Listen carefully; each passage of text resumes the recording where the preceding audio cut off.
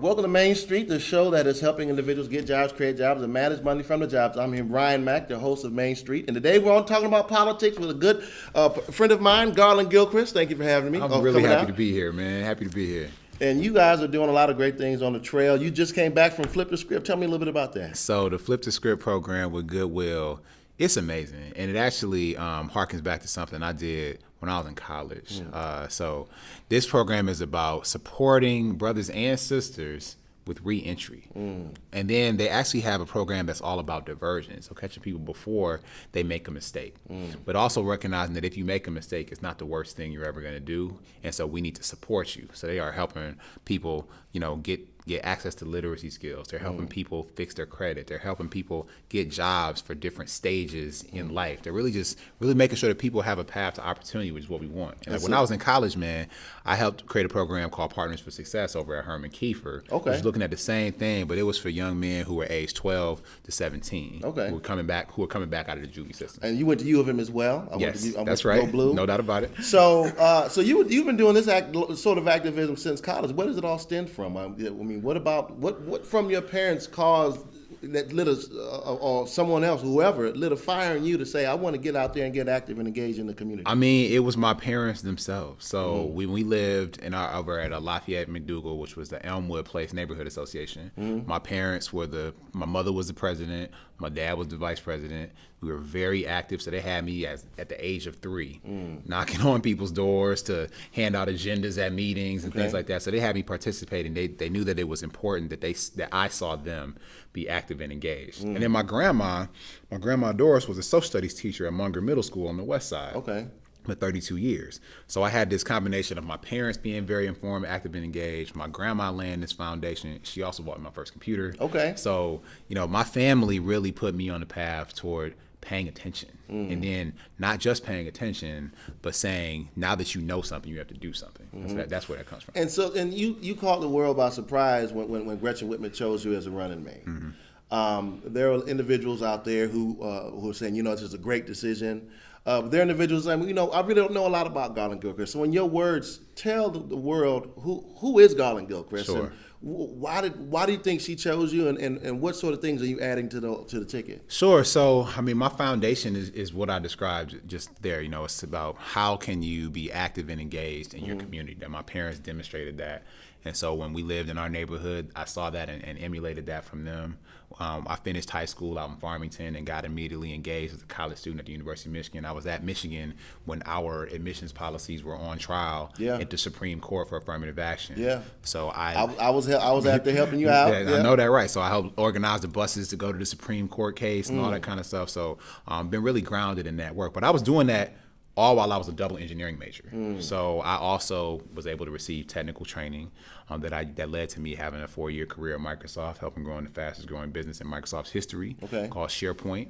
I also started a political blog when I was living in Seattle, talking about current events and current affairs from the perspective of myself and 2 other young black men who had just graduated from college, which was rare in 2005. So you have been blogging about various things, even when you were living. So you've always been kept in tune with the local community, no matter where you live. That's right. So I was active, and that blog was active for 4.5 years. Okay. I worked on the Obama campaign in Washington State. In 2008, I ran social media for the state, helped create the National Text Messaging Program, which is really about using a new tool to pull new people into the political process because I care about people being engaged.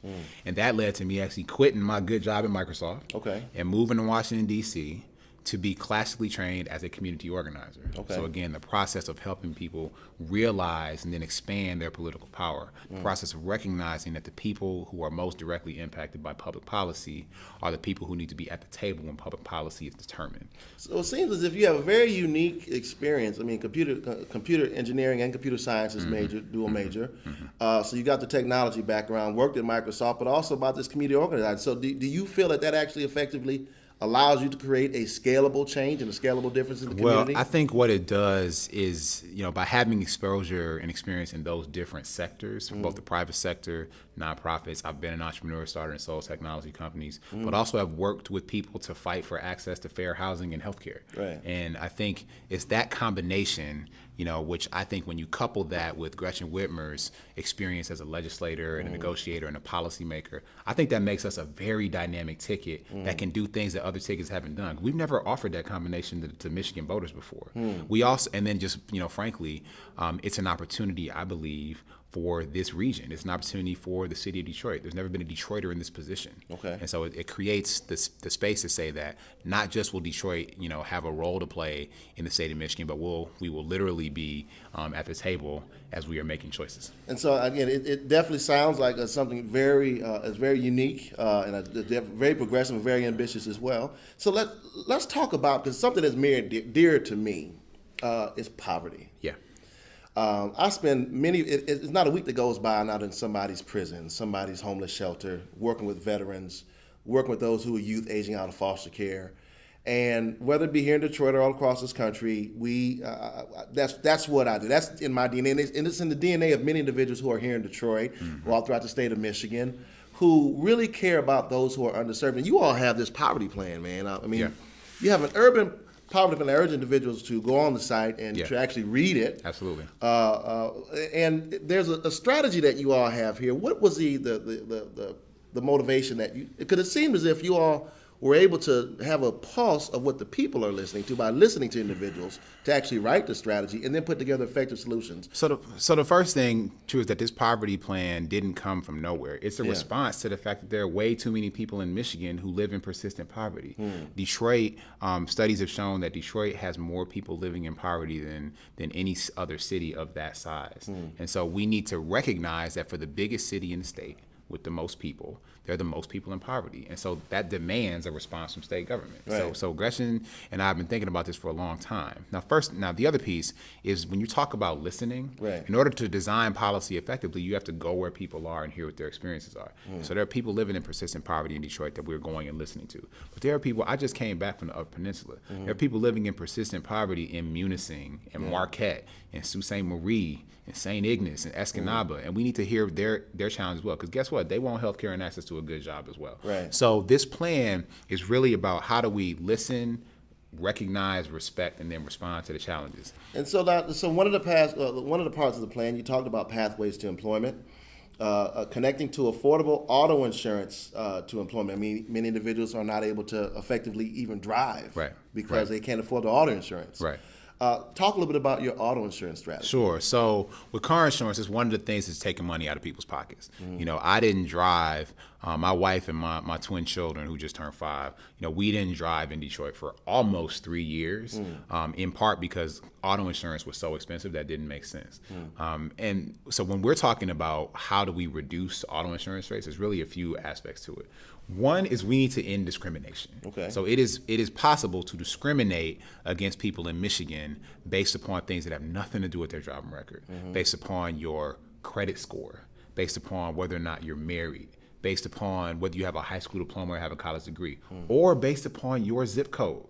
These have nothing to do with how you drive, but they, in many cases, have everything to do with how much you pay for car insurance. Right. We need to end that discrimination. The second thing we need to do is bring transparency. So everybody on their bill, they have a catastrophic claims line item on their insurance bill. That catastrophic claims fund is the big pile of money that insurance companies pay out of when there's a catastrophic injury in a car accident. We have no idea, because there is no transparency, how much money is in that fund.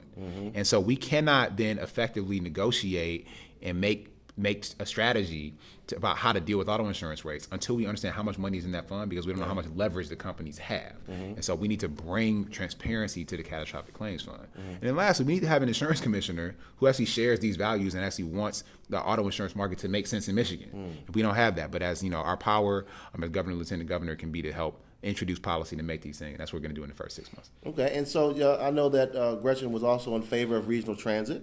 And so what are going to be the plans to make sure that individuals without a car are able to get around effectively in terms of a transit authority? Yeah, so first of all, transit, both regional and local, is incredibly important to Gretchen and to me. So during those 2.5 plus years when I wasn't driving, I was taking transit, I was taking the bus, I was walking, I was biking, trying to take advantage of all these different other ways to commute. The first 6 months of this year, I worked in Ann Arbor but lived in Detroit. There is not a single public bus that takes you from Detroit to Ann Arbor.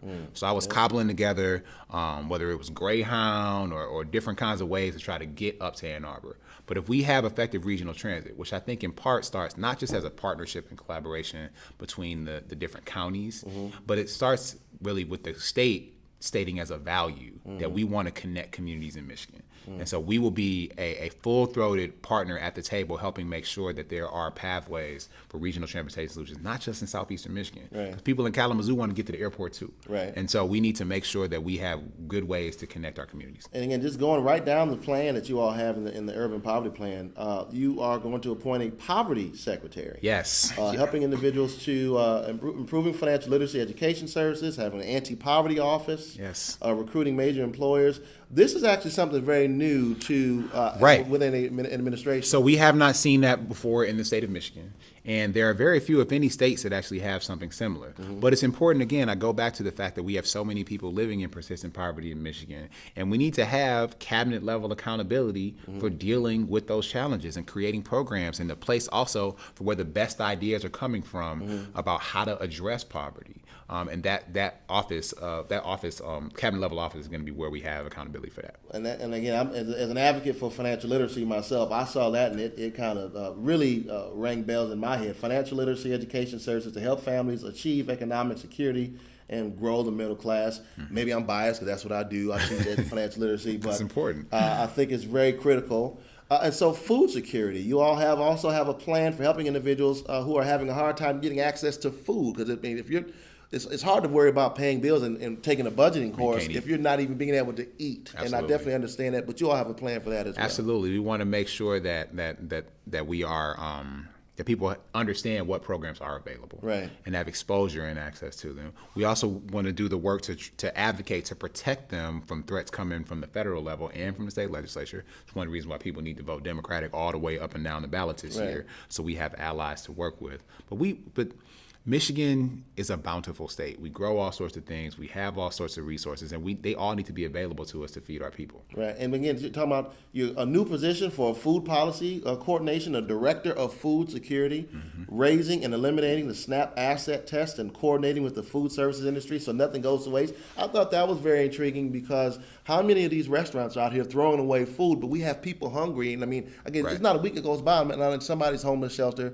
And I might as well buy stock in Little Caesars if I could, because I'm always buying the hot and readies to go to different homeless shelters, and because it's a cost efficient way to help individuals get something to eat. But now you're going actually thinking smarter. So you know what? And that actually looks as if you don't even want to invest your own capital, at least initially, if you don't have to put additional burden to figure out how the food sector can help to this cause as well. We need to do the only way we can address a problem that's this large is to have partnerships. And so we want to have partnerships really coming from all directions, from other from the federal government, partnerships from the private sector, partnerships with philanthropy. But there needs to be a clearinghouse and a point of contact in state government, and that's what this represents. And also, I want to speak to, there were some significant changes to WIC and Bridge and everything that went into effect on October 1st. And so, again, this administration, we plan to address the real pain that people are feeling. And so we want to work with people to make that work. And you're talking about putting money in pockets, restoring the earned income tax credit. Under the Snyder administration, he weakened the federal tax credit match from 20 to 6%. Right. You all are advocating restoring that back to 20% again. That's right, because people need to have those money so they can make the choices they need to for their families. And then again, in another piece, people, individuals trying to get jobs, and I'm going straight down the urban poverty plan here. Individuals, the Unemployment Insurance Agency, they cut 6 weeks off of benefits. You all are trying to restore it back to 26 weeks again. What's the reason behind that? Because I don't know if you've ever experienced unemployment. Yes, I have. But sort of my family members have experienced unemployment, and those 6 weeks are the difference between eating and not eating. Yeah. That's the difference between paying for your car and not paying for your car, between losing your house or your apartment and not losing your house or your apartment. And so we cannot strip away the lifeline from people who need it the most. See, that's the biggest difference between Democrats and Republicans, right? So Republicans see people in pain and they seek to help somebody else. Democrats see people in pain and we seek to help them. Right. And that's what this is about. And so again, I also read something from the poverty plan as well. They talked about $100 million in funding that was siphoned from TNF funds to pay for private college for tuition for kids' households with income over $100,000. These individuals, people on temporary assistance, wanting to get by, and now you're seeking help restore that $100 million worth of funding to help individuals on temporary assistance. That's exactly what I'm talking about as far as, again, with the difference between Democratic and Republican values. We want to help people who are at the most vulnerable point in their life, and they're seeking to give those resources to other people. And that happened on a number of levels. I mean, it's the same thing, same idea happened with the way that Republicans have been taxing people's pension and retirements. They used that money from retirees, people who worked their whole career, who did so because they would have a fully funded pension. They only had that pension taxed so that money could go to the people and corporations with the most money in the state. This is unacceptable. And I want to read something from the plan here, because I thought it was something that, when talking about racial disparities, because it talks about in the urban poverty plan there. This is straight from the plan. Michigan's urban communities have been forced to endure years of neglected, undemocratic policies under Governor Rick Snyder. In the wake of tragedies like the Flint water crisis, it's clear our government needs to do a better job of caring about the people it serves. Every Michigander deserves to live in a healthy community with a government that believes them when their quality of life is threatened. In healthy communities, residents live more active lifestyles with lower healthcare costs. It goes on to really, again, I thought it was a very elaborate plan. It was a very comprehensive strategy. It just seemed as if a lot of the words are the same types of words that I hear when I'm out in the communities of individuals who say that politicians are not listening to them.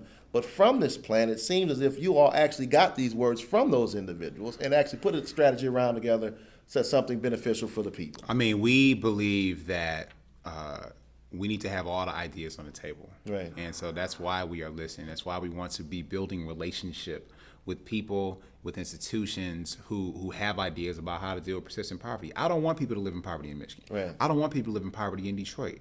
I don't want people to live in poverty, period. And so we want to have cabinet level accountability to help make progress, to help people to remove the barriers or remove the hindrances that are keeping people in poverty. Because no one wants to be in poverty. Right. So we are trying to work to help them get out.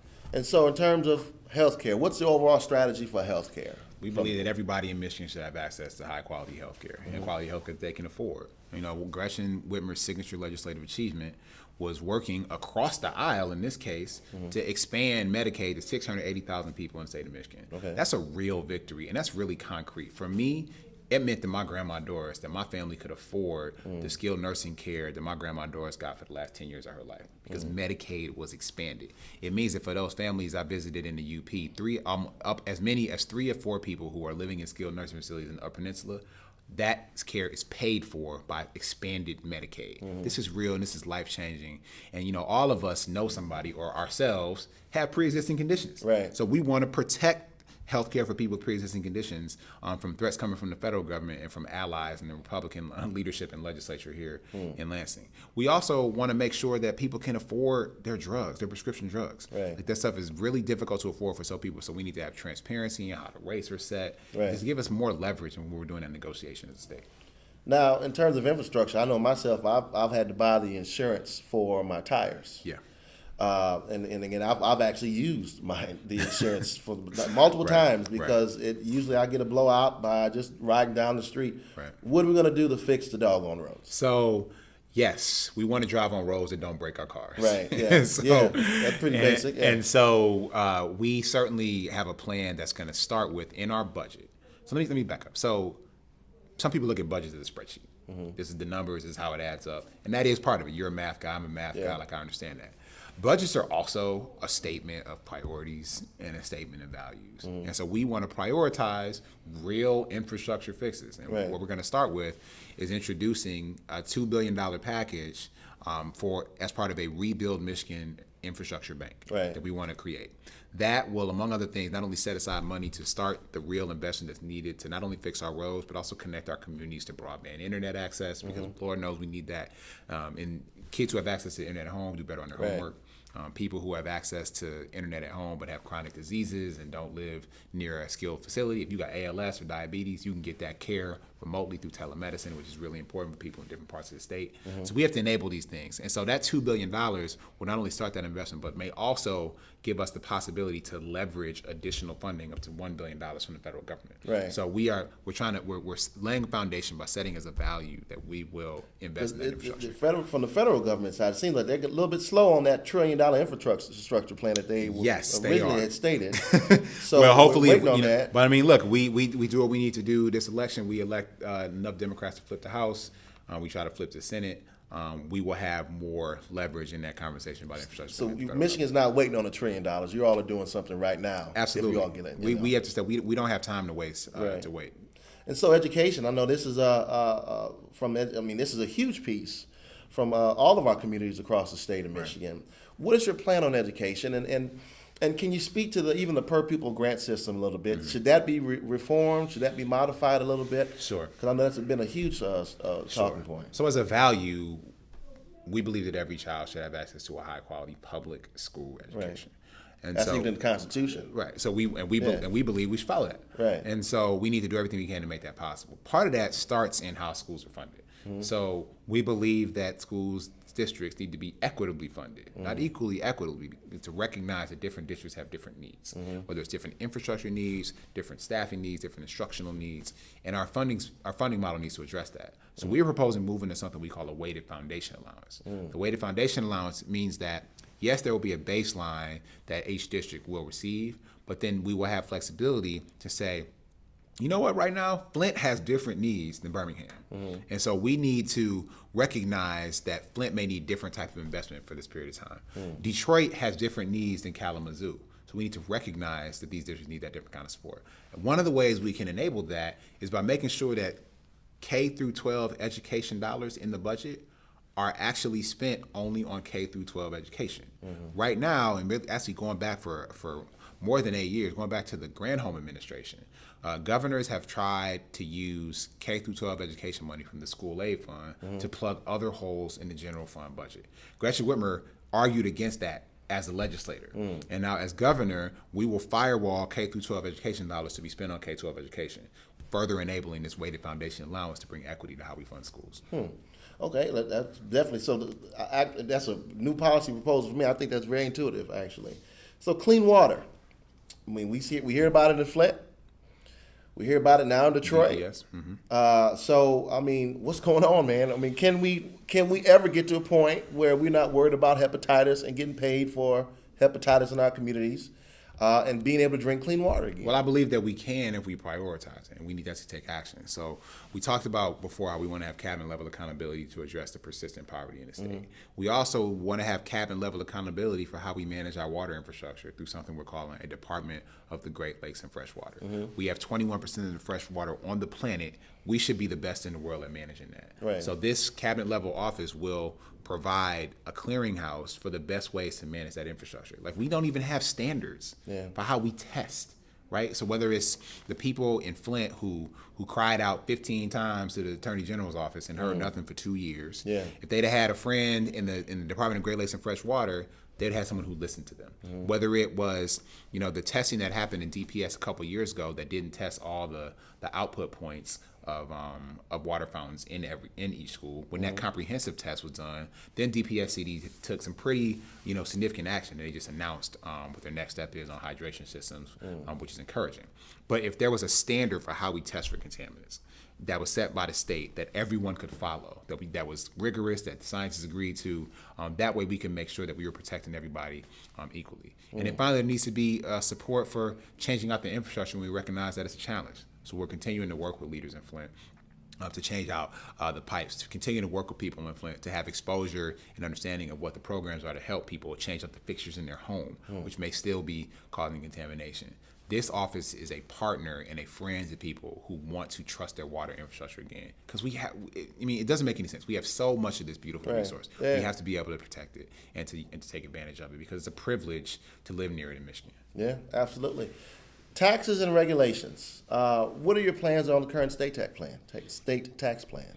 Well, the biggest thing, one of the number one things that I hear from everybody from my father to people all across the state is something I referred to earlier, and that's a tax on people's retirement. So people, you work hard, you make sacrifices in the present because you want to fully fund your pension. So that when you retire, you have the privilege of retiring, which you and I probably will never experience. But when you have the privilege of retiring, you will then be able to live with that defined benefit. But because Republicans decided that they needed to pay for tax cuts for the people with the most money. And I don't understand why. I don't. It bugs. I can't explain it. I can't explain it, but what I can talk about is the impact. Yeah. And the impact is that you have people who have had a promise made to them by the state of Michigan that was broken. But I thought Republicans were for tax cuts. You know, and I can't call it. Like, look, to no end, I will never be able to understand. Well, we can't. So I'm certainly not going to be lectured about taxes. Right. When they broke that promise to people in the state of Michigan. Right. And so one of the big things that we want to do is roll that back. You also referred to a little bit earlier how we want to restore the earned income tax credit to people in Michigan. And frankly, some of these corporate tax cuts are coming to an end. So that's going to create new revenue going forward as these mega tax credits expire and stuff like that, that we'll be able to then use that money to fund some of these projects. We also have the opportunity to gain tax revenue if Proposal 1 passes. Right. Because we'll be able to regulate and tax recreational marijuana. Okay. So that's another tax revenue stream that you're Possibly, yes. Awesome. So criminal justice reform, again, you just came from Flip the Script. Yes. I looked at your criminal justice reform plan here. You talked about having drug treatment courts. You talked about Band-a-Box. I was actually helped to institute Band-a-Box in the state of New York there when I lived there. Handcuffs to hard hats. I mean, talk a little bit about your overall plan and why there's such a focus on criminal justice reform. Again, just coming from Flip the Script. It's because, look, too many people, we believe that too many people are coming into contact with the criminal justice system. Like, we want to stop that. So when Gretchen was the interim prosecutor in Ingham County, she had a chance to show who she is when it comes to criminal justice system. When she had to set a budget, she had a choice, an A or B choice. She could either hire an attorney, and again, if you're a prosecutor, you hire a lawyer to put people in jail. Or she could use that budget money to set up diversionary programs. Gretchen chose the latter. She chose to use that money to not put people in jail, but keep people out of jail. So it really just shows it sort of as a value where we start. We have to do things like making sure that, whenever you do come into contact with the system, you have access to representation. It's a right, okay? But the state of Michigan has no standard for the quality of that defense called indigent defense. The state of Michigan does not have standards for that. And because of that, you get these attorneys, God bless them, they're overworked, they're dealing with a heavy caseload and a very diverse caseload. And so that may lead to people being advised to make choices that may not be in their best interest. And so by setting standards on indigent defense in Michigan, we can ensure that people have better representation. And if you have better representation, you'll make a better choice for yourself.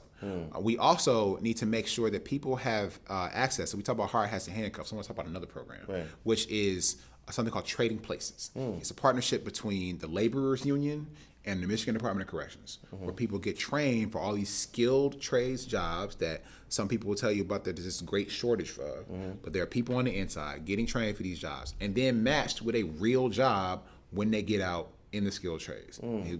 Helping to fix the freeway, helping to work on these construction projects. This is a real program that is in place today that we want to see expanded upon, because we believe that people who have made a mistake have a chance and need to have a future in Michigan. So the Trading Places program is an example of that. So that's the kind of stuff that we want to work on. We want to support these programs and expand it, and know that we're not turning our back on people in Michigan, no matter what kind of mistake they made.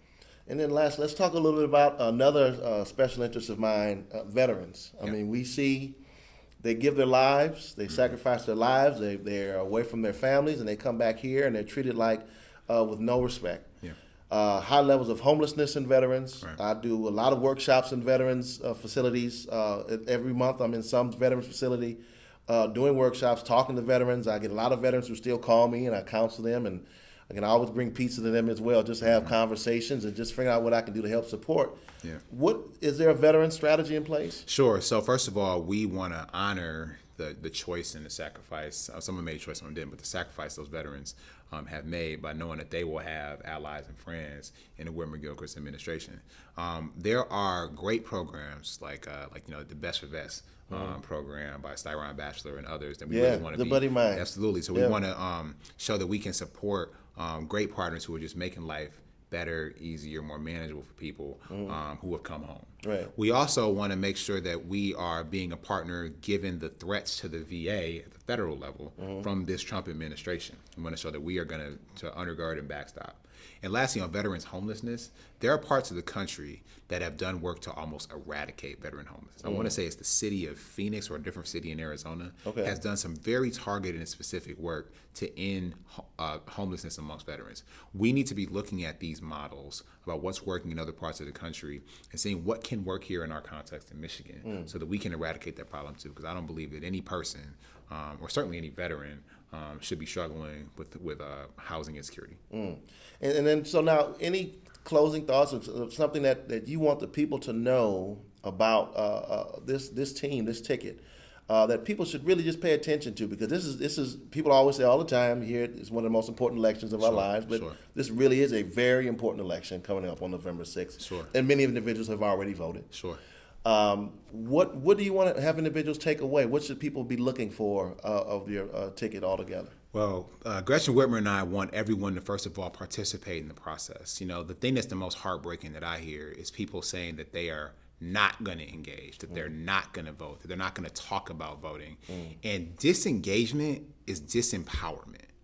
By not participating, you're actively choosing not to have your power or your voice heard or felt. And we don't have time for that.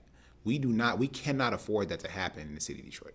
We cannot afford for that to happen in the Black community. We cannot afford to have that happen in the Upper Peninsula. We can't afford to have that happen in Northeast Lower Michigan. Like this, we all need to step up and declare our values and demonstrate what's important to us in the for the future of the state of Michigan. Demonstrate that we want everybody in Michigan to have health care.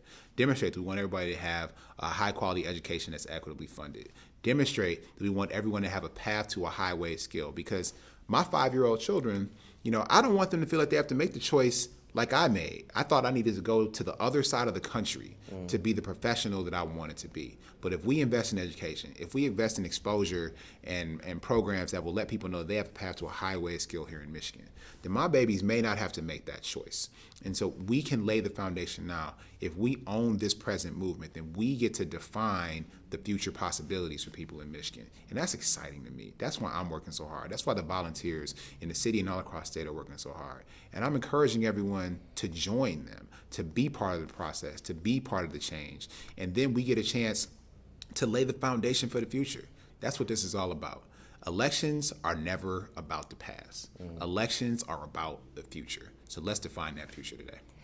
What's your favorite thing about being a father of twins? It's never boring. My kids are hilarious. They're exhausting, but they're hilarious. They say kids say the darndest things. That is a cliche. That is 1,000% true. Right. Every morning there's a different interest. Every morning there's a different conversation, and so just sitting there and listening to them just tell me things about school, about life, complaining about each other. Right. It's really great. My favorite picture still, though, is when my kids were, they were probably 2 months old, and I have a picture of me holding one in each hand like this. I don't know if I'm ever going to top that. Right. But I just could not have been blessed more by my wife for delivering a twin son and daughter on my birthday in 2013. Wow. That is the greatest blessing I will ever experience. Wow. Well, Brother Gilchrist, it seems like from the east side to Lansing, you're on your way.